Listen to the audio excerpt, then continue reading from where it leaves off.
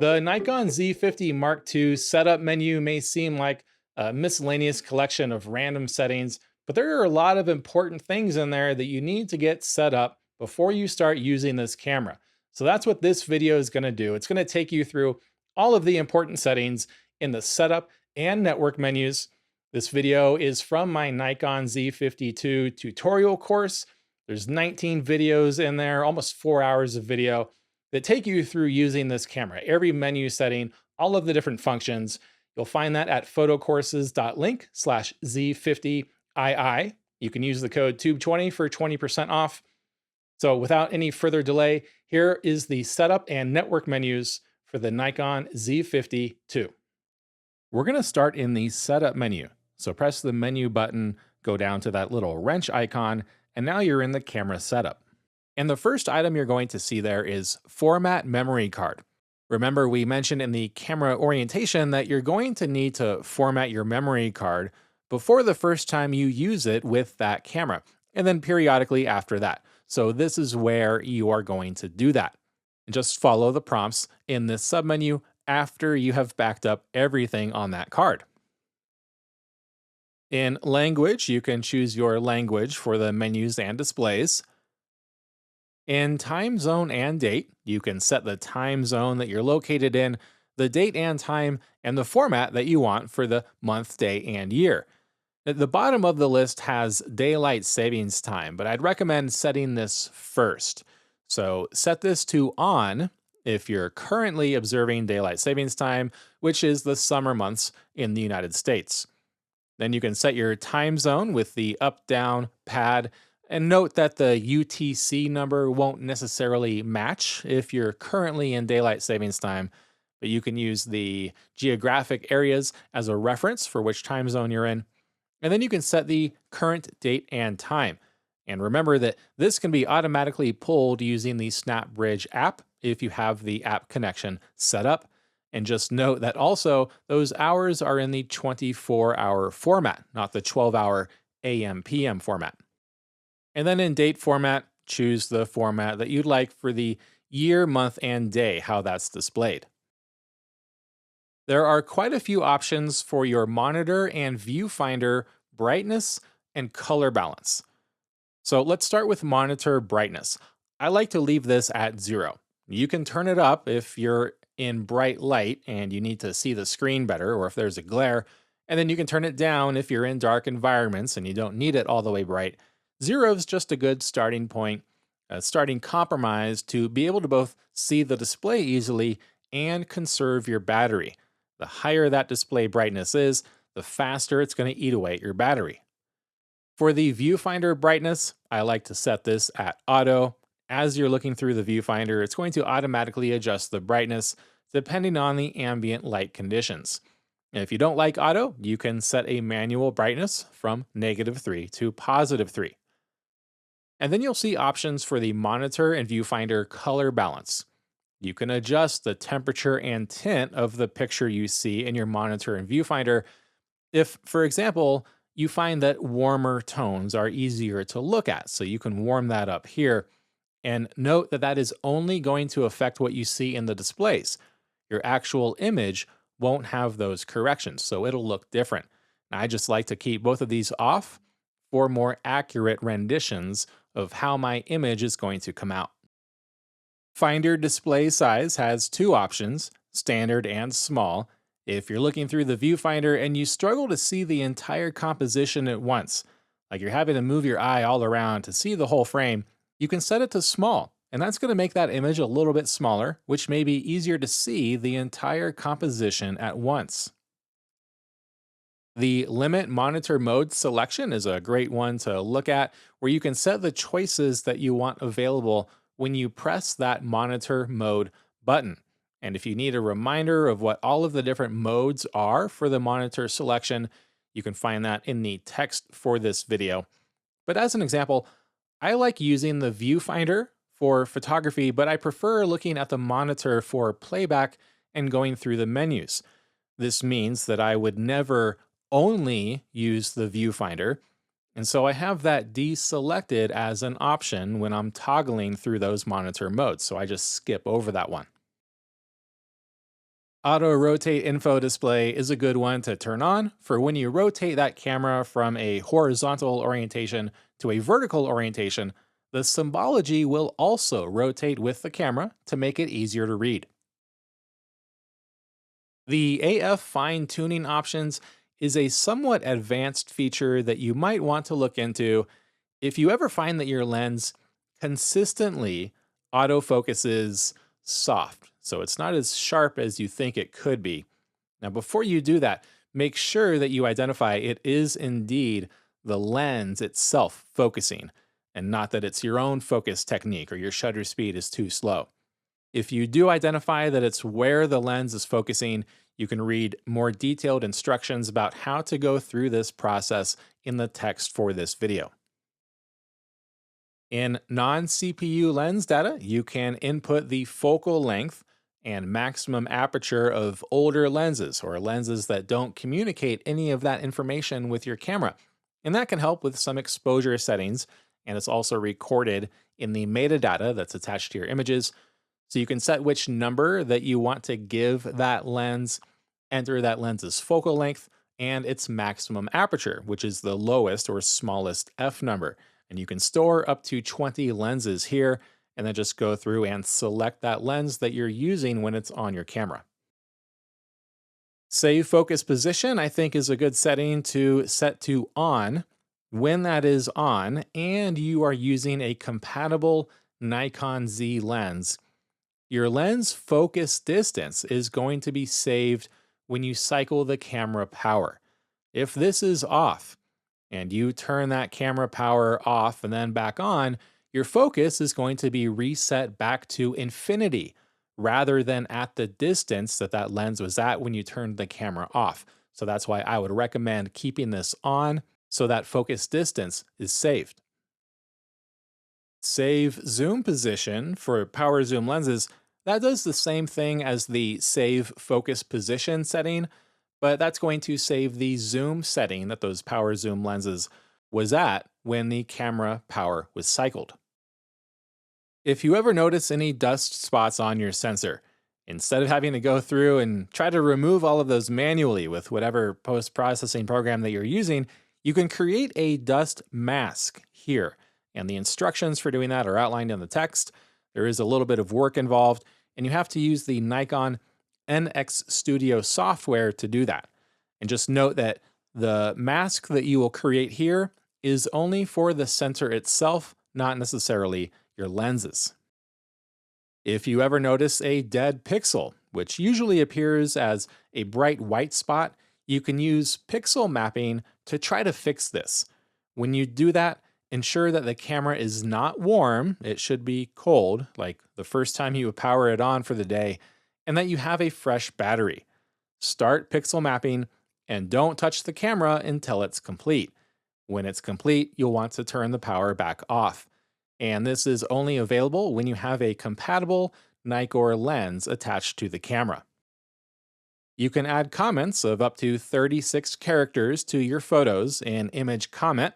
Under Input Comment, you can use the keypad to create whatever comment that you want to attach to the photos, and then highlight Attach Comment, press OK, and now all future photographs are going to have that comment attached to those photos until you go in and disable this. Those comments are going to appear in playback and as a comment in the photo's metadata. Now, I find this rather cumbersome. I'll usually add metadata in my post-processing workflow, but if you really need to remember a vital piece of information about a photo that you can't record otherwise, you can use this feature. You can attach a copyright notice to all of your photos. In copyright information, go to Artist, and this is where you can enter your name using the keypad. Then go to Copyright and enter your name or however you want the copyright to appear. And once you have those entered, highlight Attach Copyright Information. And when that is checked off, every single subsequent photo is going to have the artist and copyright field attached to the metadata with whatever information you have in those fields. You can create metadata presets to automatically apply certain things to all of your images, like a caption, a headline, city, state, and country information. The instructions for creating these presets are all going to be outlined in the text. You can select from a number of presets that you create, highlight that preset and press OK, and then that preset is going to be attached to all subsequent photographs. Once you're done using that preset or all of your presets, just turn this off so that that preset is not embedded in any photos that it shouldn't be added to. Your headphone jack can also be used to connect an MC DC3 remote control, and if you leave the headphone connector function set to auto switch, the camera is going to recognize when one of these remotes is connected to the headphone jack and switch that jack over to the remote function. However, if you're using a headphone, and this may happen with certain plug types, and the headphones aren't working, you may want to set this to headphone to keep the camera in that headphone mode for the headphone jack. You can attach 60-second voice memos to your photos, which might be a really handy note-taking feature that you can use.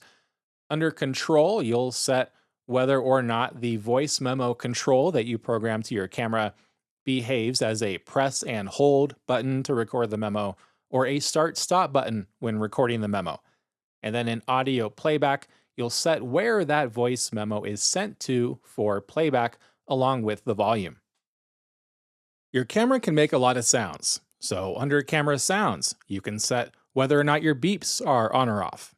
So if beeps are set to on, that's going to beep to confirm an autofocus lock whenever you touch the touch screen using a self-timer or interval timer shooting. If you still want to have all of those beeps enabled but want to turn off the touchscreen beeps, you can select off for touch controls. And then you can also set the volume of those beeps and whether or not they are a high-pitched or low-pitched sound. If you need to go completely silent and turn all of those sounds off, you can enable silent mode.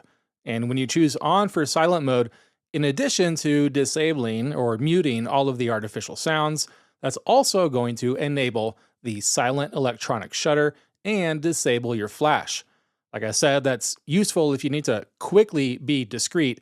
However, there are a lot of limitations to silent mode. Long exposure noise reduction and flicker reduction are disabled. For example, frame rates might drop, and the electronic shutter itself has several disadvantages that you can read about in an article linked in the lesson notes. So really only turn this on if you need that electronic shutter and be aware of those limitations. You can activate the touch screen for various controls in Touch Controls. If you ever find this to be a nuisance or you don't like using it, you can disable it by selecting Disable. You can have touch controls on all the time or only on for playback mode, allowing you to zoom in and navigate between photos. When your monitor is flipped into the self-portrait position, so it's facing forward, self-portrait mode is going to be activated, which will activate that monitor no matter which view mode that it's currently in. So that monitor is going to come on no matter what when it's flipped forward. It's also going to disable all buttons except for the shutter button so that you don't accidentally hit something while you're holding the camera in that awkward self-portrait position. And there's no harm in keeping this enabled even if you don't do self-portraits. But if you don't want the camera to do any of that when you flip the screen forward, you can turn this off. If your camera is connected to an HDMI device, you have some options for that. Under HDMI, you can set the resolution of video signals sent to that HDMI device. The camera is going to choose that for you if set to auto. The output range is going to set the tonal range sent to the HDMI device, and that's going to vary depending on the HDMI device that you have. Auto is going to work with most compatible monitors, but you can set manual controls also. Limited is going to set the RGB signal range from 16 to 235, and then full is going to use the entire range from 0 to 255. Limited is going to make your shadow areas much brighter, so blacks are actually going to be remapped to be darker grays. If output shooting info is on, that's going to send all of the icons and information overlays that you see on your camera screen to your HDMI device. You'll want to keep this off for a clean image. If it's on, that's actually how I'm recording the monitor right now, is by having this on. Mirror camera info display, if that's turned off, that is going to turn off the camera monitor when an HDMI device is connected. USB connection priority is where you'll tell the camera what kind of connection mode to go into when it is connected to a computer via a USB cable.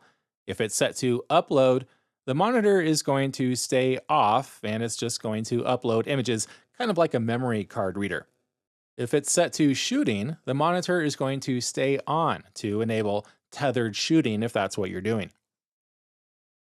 In USB power delivery, you can enable or disable external power when your camera is connected to a computer or other device if that device delivers current through the USB connection.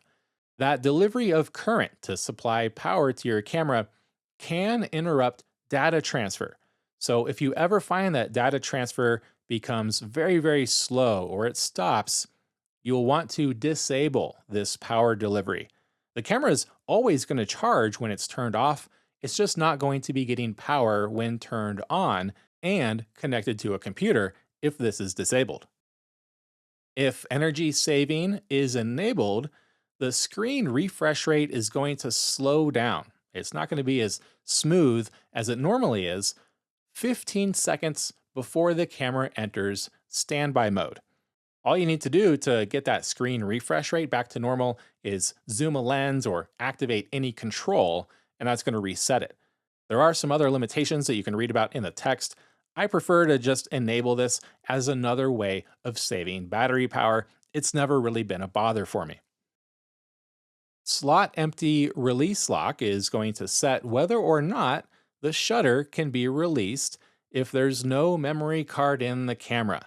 You can set this to OK, which is the default, which means you can press the shutter button if there's no memory card in the camera. Now, I like to set this to lock just as another way of reminding me that I need to install a memory card in the camera, otherwise no images are going to be recorded. There might be a time where you need to do a complete factory reset of this camera, and you want to be able to restore all the menus to how they were before the reset. Or you get a second camera just like this one, and you want to have identical menus. You can save all of your settings in Save Load Menu Settings. When you save those, it's going to save that setup to the memory card, not the camera itself. So that's going to create a configuration file on the memory card, and then you can load them from that memory card using Load. Most of the menu settings are saved except for things like the ISO sensitivity settings, the release mode, some of the other special modes like HDR and interval, and the AF fine-tuning options. Just note that you can only save one setup to the memory card, meaning that you cannot have multiple menu configurations on one card. This is used mostly just for backup purposes.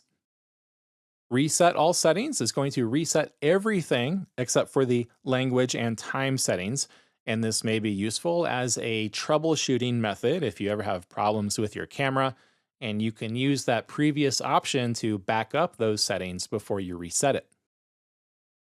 Firmware version is going to display the current firmware version for the camera body and any attached compatible accessories. But this is where you can also update your firmware for the camera or any of those attached accessories. All you need to do is save that firmware file from the manufacturer onto the memory card and then update it here in this menu. Full instructions for doing so are in the text for this lesson. We're now going to hop down and take a quick look at the network menu. That's the little globe icon with the lines around it. Enabling airplane mode will disable the camera's Wi-Fi and Bluetooth, and that can help extend your battery life if you don't want to use the wireless features. Nikon Imaging Cloud is where you'll set up your camera for automatic uploads to Nikon's cloud service, and we covered that in a different lesson. In Connect to Smart Device, this is where you can connect to and set the options for smartphone and tablet connections using the SnapBridge app. And we looked at the pairing and select for upload options in that SnapBridge lesson, there are a few other options here. There are two options for Wi-Fi connection. AP mode is when you want to start a Wi-Fi network using the camera to connect other devices to the camera. So the camera becomes the Wi-Fi point, and you will connect other devices to that with the provided SSID and password. And you can change those in Wi-Fi connection settings. Make sure that you close the connection when not in use, because this is really going to drain your battery power. The Wi-Fi station mode is what you want to use to connect the camera to an existing Wi-Fi network. You can create various profiles to save those for different locations. Upload while off, when turned on, is going to continue an image transfer that's in progress when the camera is turned off. It's going to keep transferring those images until all of the images in the queue have been transferred, and then the camera is really going to turn off. And then location data for smart device, that's going to show you the location, altitude, and time data if transferred from a connected tablet or smartphone. If you have an ML-L7 wireless Bluetooth remote, you can set all of those options in this menu, and that's further outlined in the text for this lesson. There are several third-party Bluetooth camera remotes on the market now, and you can set those up in Bluetooth remote control options. You'll first want to start with Save Wireless Remote Controller. This is going to set the camera into a Bluetooth pairing mode. Follow your remote control's instructions for how to enter the pairing mode on the remote. You can then start or end that connection in Bluetooth Remote Control Connection, and you can delete an existing connection under Delete Wireless Remote Controller. You can connect to a computer, and in network settings, you can create a profile to connect to an existing network or create a direct connection to a computer. Just follow the wizard instructions to connect. You can also copy and paste connection profiles to and from your memory card. In connection type, you'll choose whether the current wireless connection is being used just to transfer photos or also for tethered shooting, for actually controlling the camera using the Nikon software. There are a lot of things to look at in options. You can enable or disable automatic uploads as those images are created. You can delete images from the camera after upload, which I don't think is ever a good idea. You can choose whether those files are uploaded as RAW plus JPEG or HEIF files, or just JPEG or HEIF files. Those RAW transfers, if you have RAW selected, that's really going to slow things down. You can also choose the source folder and also deselect or unmark all images for transfer, and that's going to stop everything that's already been marked for transfer. You can also connect directly to an FTP server, automatically uploading photos to that server, and those settings in this menu, they're very similar to the Connect to Computer options. You do have the addition of having to enter the FTP server settings in the Create Profile submenu. And then there's also some additional options, including how to handle existing files, marking uploaded photos for protection, and then managing your FTP root certificates. You can connect the Nikon Z50II to other Nikon Z50IIs to create things like synchronized shutter release from various camera angles. So you can cover the same event from different positions and have the shutters synced with one another. You'll set that synchronized release option in Synchronized Release, but first you'll want to go into Network Settings and create a network profile for all of your cameras to use. Just follow the wizard to connect to other cameras. After creating a profile on one camera, you can then copy that profile to a memory card and load it into all of your other cameras. In Master and Remote, you will choose if that camera is going to serve as the master camera for the group or as a remote camera controlled by the master.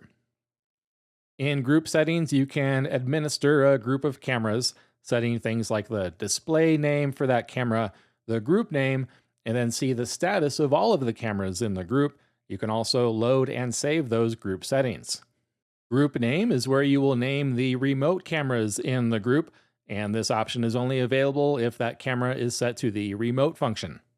You can synchronize all of the remote camera clocks to the master camera clock using synchronized date and time.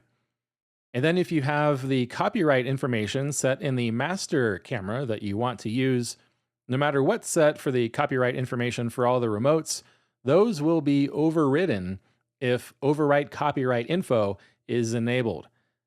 That way, whatever is set for the copyright in the master camera is going to be used for the copyright for all of the remote cameras.